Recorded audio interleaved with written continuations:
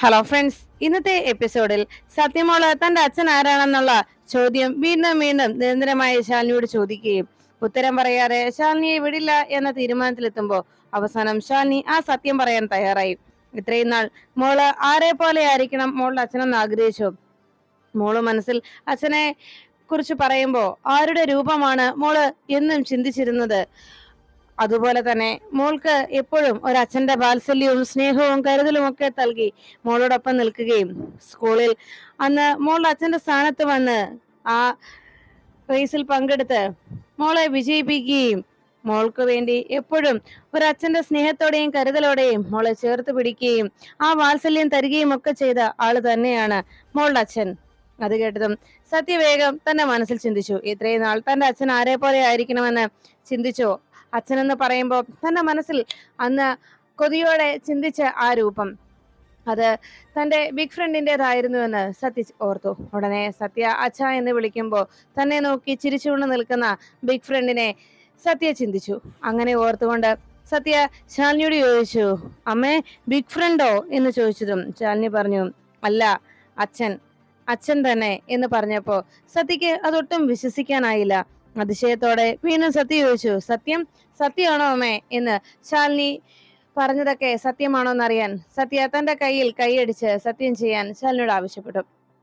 ശാലിനി തന്റെ മോളുടെ കൈയുടെ മുകളിൽ തന്റെ കൈ വെച്ചുകൊണ്ട് സത്യം ചെയ്തു കൊടുത്തു. അതെ, മോളുടെ അച്ഛൻ തന്നെയാ പപ്പി മോളുടെ വിഷ്ണുവച്ചൻ എന്ന് ശാലിനി സത്യയോട് അറിയിച്ചു. അത് കേട്ടതും സത്യ ഒത്തിരി സന്തോഷത്തോടെ ശാലിനിയോട് പറഞ്ഞു, ആഹാ, ഞാൻ എന്റെ അച്ഛൻ എങ്ങനെയായിരിക്കണം എന്ന് ആഗ്രഹിച്ചു, ആരെ പോലെ ആകണം എന്ന് ആഗ്രഹിച്ചു, ആ ആള് തന്നെ എന്റെ അച്ഛനായല്ലോ.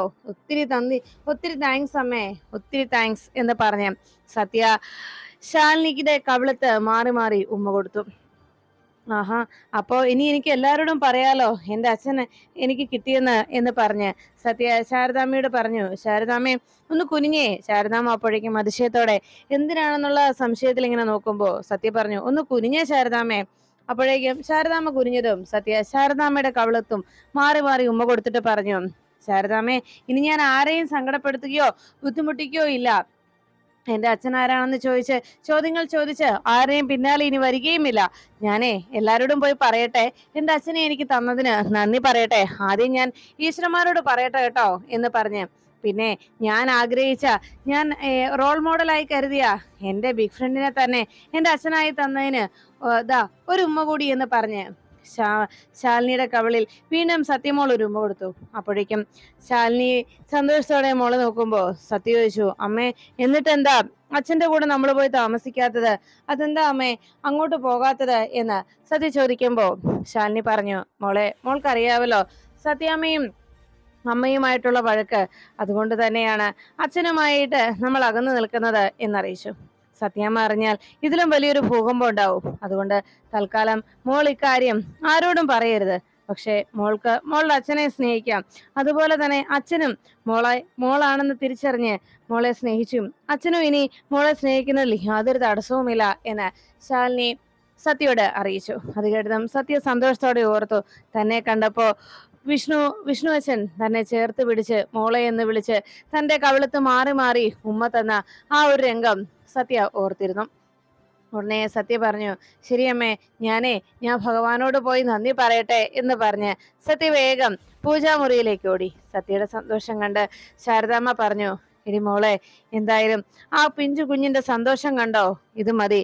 എത്രയും നാളും ആ പാവത്തെ വേദനിപ്പിച്ചതല്ലേ, എന്നാൽ ഇപ്പോ ആ മനസ്സ് എന്ത് സന്തോഷിക്കുന്നുണ്ടെന്നറിയാവോ. എന്തായാലും എനിക്കും സന്തോഷമായി മോളെ എന്ന് പറഞ്ഞപ്പോ ശാലിനി പറഞ്ഞു, അമ്മേ പക്ഷേ എനിക്കും ഇപ്പോഴും പേടിയാണമ്മേ. ഒരു വലിയ സത്യം, അത് ഒരു നന്മയ്ക്ക് വേണ്ടി എന്ന് കരുതി നമ്മൾ മറച്ചു വെച്ച ഒരു വലിയ സത്യമുണ്ട്. ആ സത്യം എപ്പോഴെങ്കിലും പുറത്ത് വന്നു കഴിഞ്ഞാൽ ഉണ്ടാക്കാൻ പോകുന്ന പൊട്ടിത്തെറി, അതാണ് എനിക്ക് പേടി. ഈ കാര്യങ്ങളൊക്കെ സത്യമ്മ അറിഞ്ഞാൽ ഉണ്ടാകാൻ പോകുന്ന ഭവിഷ്യത്ത്, അതിനെക്കുറിച്ച് ഓർത്താണമ്മേ ഞാനിപ്പോൾ ആശങ്കപ്പെടുന്നത് എന്ന് ശാലിനി വിഷമത്തോടെ ശാരദാമ്മയോട് അറിയിച്ചു. ശാരദാമ്മ പറഞ്ഞു, ഇല്ലേടി, ഇത്രയൊക്കെ നമ്മൾ ആശങ്കയോടെയല്ലേ ഭയത്തോടെയല്ലേ ഇത്രയും കാര്യങ്ങളൊക്കെ നമ്മൾ മറച്ചു വെക്കുകയും അവസാനം ഇതൊക്കെ അറിഞ്ഞാൽ ഉണ്ടാകാൻ പോകുന്ന ഭവിഷ്യത്തോർത്ത് നമ്മൾ ഒത്തിരി വേദനിക്കുകയും ചെയ്തില്ലേ. എന്തായാലും ഇനിയുള്ള കാര്യവും ദേവി തന്നെ നോക്കും എന്ന് പറഞ്ഞപ്പോ ശാരദാമ്മയോട് ശാലിനി പറഞ്ഞു, അമ്മയോട് ദേവിയോട് പറ, ഇനിയുള്ള പ്രശ്നങ്ങൾ അല്ലെങ്കിൽ ഇനി വരാൻ പോകുന്ന വലിയ വിപത്തുകളെ എങ്ങനെയെങ്കിലും തരണം ചെയ്യാനുള്ള പോംവഴിയും കാട്ടിത്തരാൻ, എല്ലാം മംഗളകരമായി നടക്കാൻ, എല്ലാം നല്ല രീതിയിൽ നടത്താനായിട്ട് ദേവി നമ്മളെ നേരെ കണ്ണു തുറക്കണമെന്നും കനിയണമെന്നും അമ്മ തന്നെ പ്രാർത്ഥിക്ക്, അമ്മയുടെ ദേവി തന്നെ നമ്മളെ രക്ഷിക്കട്ടെ എന്ന് പറഞ്ഞ് ശാലിനി അകത്തേക്ക് പോയി. അപ്പോഴേക്കും സത്യ പൂജാമുറിയിലെത്തി ഭഗവാനോട് പ്രാർത്ഥിച്ചു, ഈശ്വര, ഞാൻ ഒത്തിരി ആഗ്രഹിച്ചതാണ് എൻ്റെ അച്ഛൻ അത് പപ്പിമോളുടെ വിഷ്ണുവച്ചയെ പോലെ തന്നെ ഒരാളായിരിക്കണമെന്നും വിഷ്ണുവച്ചയെ പോലെ തന്നെ ആവണമെന്നും. എന്നാൽ ആ വിഷ്ണുവച്ച തന്നെയാണ് എൻ്റെ അച്ഛൻ എന്നുള്ള സത്യം ഇത്രയും നാളും എല്ലാവരും എന്നിൽ നിന്ന് മറച്ചു വെച്ചു. എന്നാൽ എനിക്ക് ഒത്തിരി സന്തോഷമായി, എനിക്ക് ഒത്തിരി സന്തോഷമുണ്ട് എൻ്റെ അച്ഛനെ എനിക്ക് തന്നതിൽ.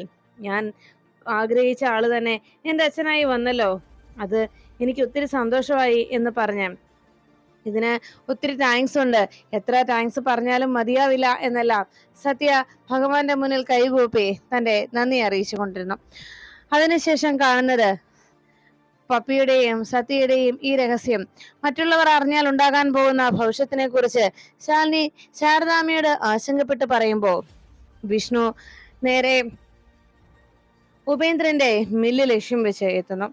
മില്ലിന് മുന്നിൽ തന്റെ ജീപ്പ് കൊണ്ടുവന്ന് നിർത്തിയതിനു ശേഷം വിഷ്ണു വളരെ ഗൗരവത്തോടെ അതിൽ നിറങ്ങി. ഈ സമയം ഉപേന്ദ്രൻ അവിടുത്തെ ജോലിക്കാരോട് ഓരോ കാര്യങ്ങളൊക്കെ പറഞ്ഞ് നിർദ്ദേശങ്ങളൊക്കെ കൊടുത്തുകൊണ്ട് നിൽക്കുമ്പോഴാണ് വിഷ്ണു ജീപ്പുമായി ആ മില്ലിലേക്ക് വന്നെത്തിയത്. മില്ലിൽ വന്ന് വണ്ടി നിർത്തിയിട്ട് ജീപ്പിൽ നിന്ന് ഇറങ്ങുന്ന വിഷ്ണുവിനെ കണ്ട് ഉപേന്ദ്രൻ പറഞ്ഞു, ആ ഇതാരാ ഇത്, വിഷ്ണുവോ? എന്താണ് ഈ വഴിക്കൊക്കെ? നിന്നെ ഈ വഴിക്കൊട്ടും ഞാൻ പ്രതീക്ഷിച്ചില്ലല്ലോ. അല്ല, എന്തു പറ്റി? ചിറ്റപ്പൻ എന്തോ കാര്യമായിട്ട് കൊണ്ടുവന്നിട്ടുണ്ടെന്ന് തോന്നുന്നല്ലോ. എന്താ വണ്ടിയിൽ വെച്ചേക്കുമായിരിക്കും അല്ലേ എന്ന് വിഷ്ണുവിനോട് ഉപേന്ദ്രൻ അന്വേഷിച്ചു. അപ്പോഴേക്കും വിഷ്ണു പറഞ്ഞു, അതെ, കാര്യമായിട്ട് കൊണ്ടുവന്നിട്ടുണ്ട്, പക്ഷെ അത് വണ്ടിയിലല്ല, എൻ്റെ കയ്യിൽ തന്നെയാ എന്ന് വിഷ്ണു പറഞ്ഞു. അത് കേട്ടതും ഉപേന്ദ്രൻ പറഞ്ഞു, ആണോ, അതെന്താ ഇത്ര നീ എനിക്ക് കാര്യമായിട്ട് കൊണ്ടുവന്നത് എന്ന് ചോദിച്ചതും, എന്തായാലും നീ ഇവിടേക്ക് വന്നല്ലോ, ഒട്ടും ഞാൻ പ്രതീക്ഷിച്ചില്ല എന്ന് പറഞ്ഞ് ഉപേന്ദ്രൻ അങ്ങ് നിൽക്കുമ്പോ വിഷ്ണു പറഞ്ഞു, എനിക്ക് വരാതിരിക്കാനാവില്ലല്ലോ, കാരണം അങ്ങനെയൊരു വരവല്ലേ ഞാനിപ്പോ വന്നിരിക്കുന്നത് എന്ന് പറഞ്ഞപ്പോ അത്രയും നല്ലൊരു കാര്യമല്ലേ ചിറ്റപ്പൻ എന്റെ കുടുംബത്തോട് ചെയ്തിരിക്കുന്നത് എന്ന് വിഷ്ണു ചോദിച്ചു. ഉടനെ ഉപേന്ദ്രൻ പറഞ്ഞു, അല്ല, നിന്നെയല്ല ഞാൻ പ്രതീക്ഷിച്ചത്, നിന്റെ അമ്മയെ ഞാൻ പ്രതീക്ഷിച്ചത്. കാരണം അവർക്ക് ഇവിടേക്ക് വരുന്നതിൽ കുഴപ്പമില്ലല്ലോ, നിന്റെ അച്ഛനാണെങ്കിൽ ഇപ്പോ പുറത്തിറങ്ങി നടക്കാൻ പറ്റാത്ത അവസ്ഥയിലല്ലേ, അതുകൊണ്ട് നിന്റെ അച്ഛന് വരാൻ പറ്റില്ല എന്നോട് സഹായം ചോദിക്കാനായി, മറിച്ച് നിന്റെ അമ്മയ്ക്ക് വരാൻ പറ്റുമല്ലോ, അവർ വരുമെന്നാണ് ഞാൻ കരുതിയത് എന്ന് ഉപേന്ദ്രൻ അറിയിച്ചു. അപ്പോഴേക്കും വിഷ്ണു പറഞ്ഞു, ആ അതെ, അതുകൊണ്ട് തന്നെയാ ഞാനിപ്പോ വന്നിരിക്കുന്നത്. അമ്മ പറഞ്ഞിട്ട് തന്നെ ആ കൊട്ടേഷൻ ഏറ്റെടുത്തിട്ടാ ഞാനിപ്പോ വന്നിരിക്കുന്നത് എന്ന് വിഷ്ണു അറിയിച്ചു. അപ്പോഴേക്കും ഉപേന്ദ്രൻ പറഞ്ഞു, അത് ശരി, അപ്പോ നീ രണ്ടും കൽപ്പിച്ചിറങ്ങിയിരിക്കുന്നതാ. എന്നാലേ ഒരു കാര്യം നീ കേട്ടോ എന്ന് പറഞ്ഞപ്പോ വിഷ്ണു പറഞ്ഞു, എന്തായാലും ഐശ്വര്യമായിട്ട് ഞാൻ ആ കൊട്ടേഷൻ ഏറ്റെടുത്തതിന്റെ സമ്മാനം അങ്ങ് തന്നേക്കാം എന്ന് പറഞ്ഞ് താൻ എന്റെ കുടുംബം ഒന്നാകെ ഇല്ലാതാക്കിയില്ലേ എന്ന് പറഞ്ഞ് വിഷ്ണു ഉപേന്ദ്രനെ തള്ളിയിട്ടു.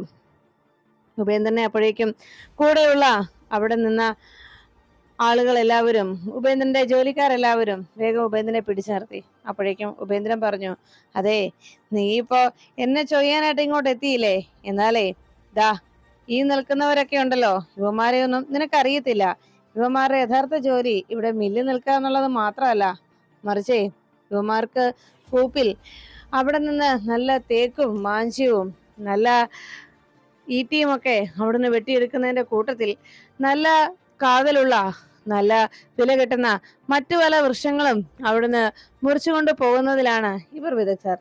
എന്നാൽ അവിടെ നിന്ന് ഇപ്പൊ ഇവിടെ വന്നിങ്ങനെ വെറുതെ ഇരിക്കുമ്പോൾ അവർക്ക് വല്ലാത്ത മടുപ്പാണെന്ന് പറയാറുണ്ട്. പക്ഷെ ഇവന്മാരെ അങ്ങനെ വെറുതെ കിട്ടത്തുമില്ല, മറിച്ച് ഇവന്മാരുടെ കയ്യിലെ എപ്പോഴും ഒരു ടൂൾസ് ഉണ്ടാവും. എന്തെന്നറിയാവോ, അവന്മാരോട് തഞ്ചത്തിന് മുട്ടാമെന്ന് ആരെങ്കിലും കിട്ടിയാ അപ്പൊ അവന്മാര് പണി തുടങ്ങും. പക്ഷെ സത്യത്തിൽ ഇവന്മാർക്ക് കേരളത്തിലെ ജോലിയോട് വലിയ താല്പര്യമൊന്നുമില്ല. കാരണം എന്തെന്നാൽ ഇവിടെ യുവന്മാരുടെ കൈക്കിന് പറ്റിയ ഒന്നിനെയും ഇതുവരെയായിട്ടും യുവന്മാർക്ക് കിട്ടിയിട്ടില്ല എന്നാണ് ഇവരുടെ പരാതി. എന്നാ അവന്മാരുടെ പരാതി ആദ്യം അങ്ങ് തീർത്തു കൊടുക്കാം അല്ലേ എന്ന് ചോദിച്ചപ്പോ വിഷ്ണു പറഞ്ഞു, അതെ, ഇവര് ടൂൾസ് ഒക്കെ കൊണ്ടു നടക്കുന്നുണ്ടോ? അതെന്തായാലും നന്നായി. പക്ഷെ ഞാനേ ഒരു ടൂൾസ് പോലും കൊണ്ടു നടക്കാറില്ല. ഒരു മുട്ടുസൂചി പോലും എന്റെ കയ്യിലില്ല. പിന്നെ അങ്ങനെ നടക്കുന്നതിന്റെ കാരണം എന്തെന്ന് വെച്ചാൽ എനിക്ക് എന്റെ നട്ടെല്ലില് നല്ല വിശ്വാസമുണ്ട്. അതുകൊണ്ട് തന്നെ നന്നായിട്ട് നാടൻ തല്ലും അറിയാം.